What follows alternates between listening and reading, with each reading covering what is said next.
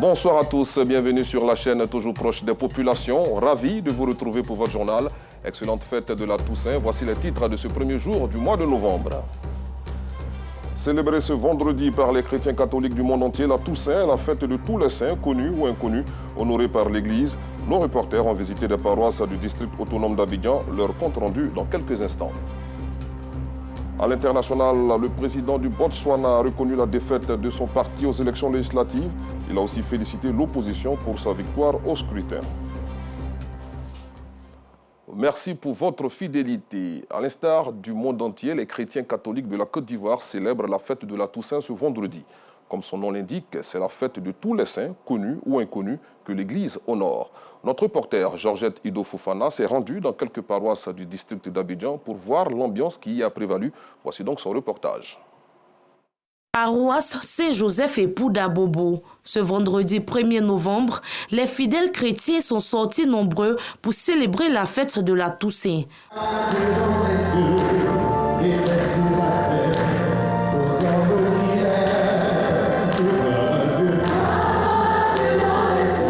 À la différence de la commémoration des défunts qui a lieu tous les 2 novembre, la Toussaint se veut la fête de tous les saints.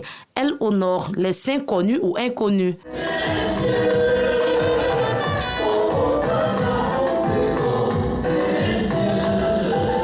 C'est la fête de tous les hommes, les femmes, les enfants, les jeunes de toutes conditions, mais qui ont vécu sur cette terre, selon les valeurs de l'Évangile, et qui aujourd'hui vivent dans la vision béatifique. Ils sont au ciel, ils sont dans le royaume de Dieu. À la paroisse Sainte-Bernadette de Makori, une messe a été dite pour tous les disparus, afin qu'ils soient accueillis par le Père Céleste. Il est dit merci pour le Saint-Patron, dit merci pour la foule immense des célestes du ciel et élus. Une occasion pour les fidèles de prier également pour leurs parents, amis et connaissances disparus, mais aussi de marcher dans la sainteté. Aujourd'hui, c'est un grand jour. On vient pour prier pour nos parents défunts, tous ceux qui nous ont quittés sur la terre, pour que leur âme puisse se reposer en paix. Tout chrétien aspire à la sainteté. Alors pour moi, c'est une remise en cause, revoir ma marche avec le Seigneur. Et puis, pourquoi ne pas tendre chaque jour vers la sainteté? Dieu dit on a qu'à être saint. Saint en faisant le bien. Fais ce qui est bien pour les autres. Toi, il faut t'oublier. La Toussaint est un moment de prière, d'exhortation et de reconnaissance. La messe de la Toussaint est marquée par la reconnaissance à Dieu. Une action de grâce à Dieu pour avoir reçu. Quand Dieu donne quelque chose, il faut savoir remercier. Et qu'est-ce que Dieu nous a donné? Dieu nous a donné la vie éternelle. Dieu a accordé la vie éternelle à nos frères, à nos sœurs, à nos défunts qui vivent éternellement auprès de lui. Nous nous disons merci. Demain 2 novembre, les fidèles sont exhortés à commémorer leurs défunts à travers le recueillement et la pose des gerbes de fleurs dans les cimetières. Notons que la Toussaint, moment de célébration pour les chrétiens, est aussi l'occasion de célébrer la vie de ceux qui ont été de vivants et lumineux témoins du Christ. Toujours à propos de religion, la communauté des christianismes célestes d'une localité environnante d'Alépé a célébré la fête des moissons. Cette manifestation religieuse, marquée par un concert de chorale, a rappelé aux fidèles croyants leur traversée du désert. Compte rendu, bienvenue Kwaou. Après une semence de qualité, c'est la bonne récolte. C'est le but de la fête de la moisson organisée par la communauté des christianismes célestes d'un village environnant d'Alépé. Une communauté qui témoigne sa reconnaissance à Dieu et invite à la cohésion sociale.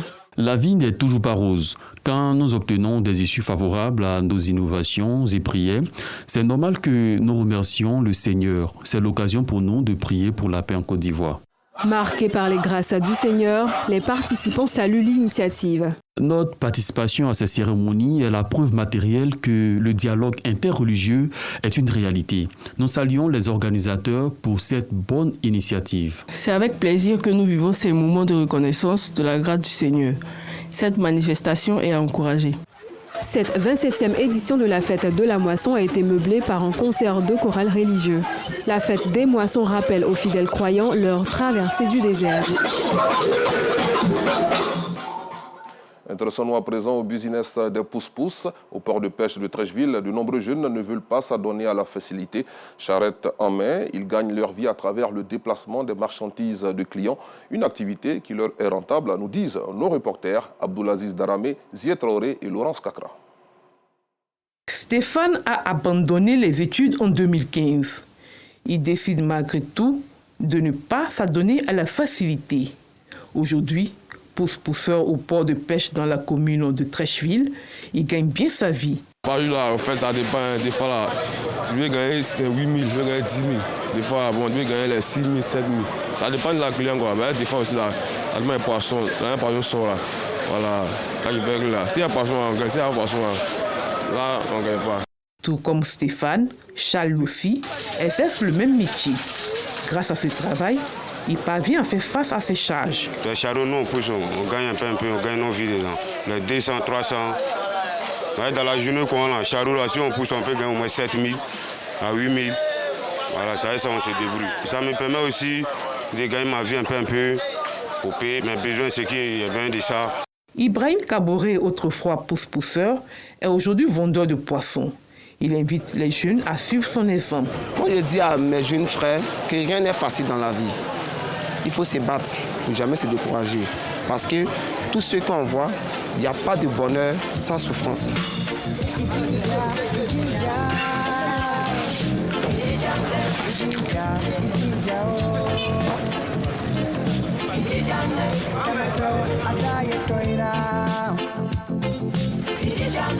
Il n'y a pas de saut métier, comme le dit l'adage.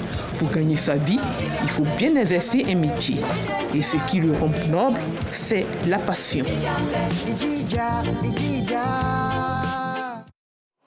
Et puis dans l'ouest de la Côte d'Ivoire, de nombreux efforts sont faits par le gouvernement pour rendre pratiques les routes afin de désenclaver plusieurs localités. Mais avec la saison des pluies, ces efforts sont contrariés. C'est le cas de la route Mans-Kouibli. Déjà difficile d'y circuler, cette voie est devenue un véritable parcours de combattants. Vous le verrez dans ce reportage signé Chris Diomandé et Eugène Atoubé. Les usagers de cette route exigent une réhabilitation pour mettre fin à leur souffrance.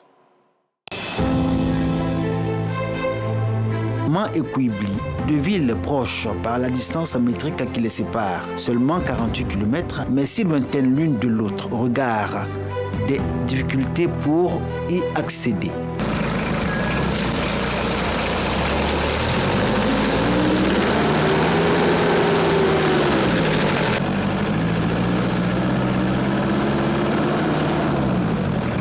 Emprunter la route Mans-Kouibli, un véritable parcours du combattant.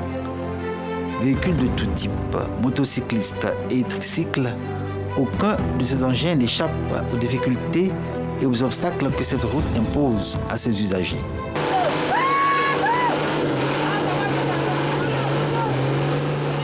On quitte à Kouibli pour rentrer à Mans. Dès qu'on rentre à Mans, ça va au garage. Tous les retours, tout est foutu, champement coupé, cassé. On a oublié de faire dépendre au moins 200, 300 000 pour que la voiture revienne en bon état. Pour entrer à Kouibli à partir de Mans ou en sortir, c'est au minimum 6 heures à 7 heures de souffrance qu'il faut endurer. En cause, l'extrême dégradation de la route accentuée par les fortes pluies que connaît cette ville. Pour un tout petit tronçon, s'il faut passer des heures, tout simplement parce qu'il n'y a pas de route, c'est vraiment la désolation. L'as Totoro-Kouibli est très mauvais. Quand il pleut, il faut attendre 2 jours, 3 jours avant d'emprunter la voie. Nous ne savons pas où mettre la tête. Aidez-nous pour que cette voie soit bitumée. Kouibli, connu pour être une forte zone de production agricole, en paie un lourd tribut. Problème pour les producteurs de café et de cacao pour sortir leurs produits des champs vers les zones de commercialisation. Problème aussi pour les productrices de vivriers dont le manque à gagner est énorme à cause des pertes qu'occasionne le difficile accès à Kouibli. Dans cette situation harassante, les transporteurs impétueux ont dû revoir la hausse du prix du transport sur l'axe Mans-Kouibli. Quoique évoquant les pannes fréquentes que subissent leurs véhicules. Pour aller chercher cacao, pour aller charger, on peut faire 2 jours, 3 jours sur la route. Donc vraiment, c'est dur pour nous. avec les populations et les cadres. Ils nourrissent l'espoir de voir la fin de leur calvaire. J'ai la ferme conviction que nous aurons le goudron. Donc moi, je suis serein, imperturbable. Et je demande à la population, le temps, c'est l'autre nom de Dieu. Ne soyez pas trop pressés, nous aurons le goudron très prochainement. La route Mankoubli, objet d'alarme de population. Dans son état actuel, les localités qui l'ont en partage se retrouvent murées dans un enclavement. Le cri de cœur, rendre cette route praticable pour commencer et à terme la bitumer dans leur quête de progrès et de bien-être. Parlons éducation à présent. L'État ivoirien a entamé depuis quelques années le programme intégré de pérennisation des cantines scolaires pour accroître le taux de fréquentation et d'assiduité des écoliers dans les établissements. Pour mener à bien cette mission, une stratégie nationale de l'alimentation scolaire a été mise en place. Pour l'année 2024-2025, les acteurs du système éducatif ont validé ce plan lors d'un atelier. Clément Boko. Après les étapes de prévalidation, c'est enfin le temps de valider la stratégie nationale de l'alimentation scolaire 2024-2025. Il s'agit pour ce plan de prendre en compte les nouveaux défis du programme. La stratégie qui a conduit à la mise en œuvre de cette activité de 2018 à 2022, elle est devenue obsolète. Il fallait l'actualiser par rapport aux nouvelles situations, à savoir l'adhésion de la Côte d'Ivoire à la Coalition mondiale pour les repas scolaires, et l'arrimage avec le plan national de développement.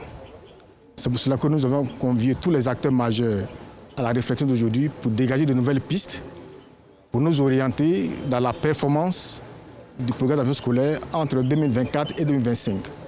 Il va sans dire qu'après 2025, il va s'asseoir pour élaborer une nouvelle stratégie. Partenaire de ce projet, le Programme alimentaire mondial, qui soutient les groupements agricoles mobilisés autour des cantines scolaires. Nous sommes présents aux côtés du gouvernement depuis 1989 et nous avons participé à l'élaboration des différentes stratégies nationales pour l'alimentation scolaire. Et aujourd'hui, nous sommes réunis pour la validation de la dernière en date, la stratégie qui couvre 2024-2025 et qui est novatrice dans son approche du fait qu'elle met vraiment l'accent sur la pérennisation du programme d'alimentation scolaire à travers l'appui aux petits producteurs et justement l'approvisionnement auprès des producteurs locaux.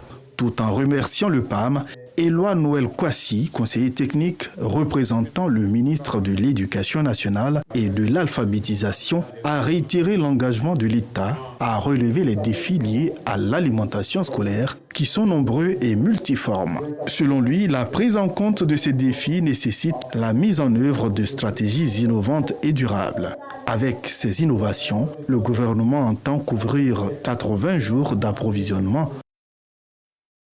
On le dit toujours, un ventre affamé n'a point d'oreille. C'est donc pour éviter cela que l'État a initié ce projet, car les cantines scolaires assurent aux élèves un bon état nutritionnel indispensable pour atteindre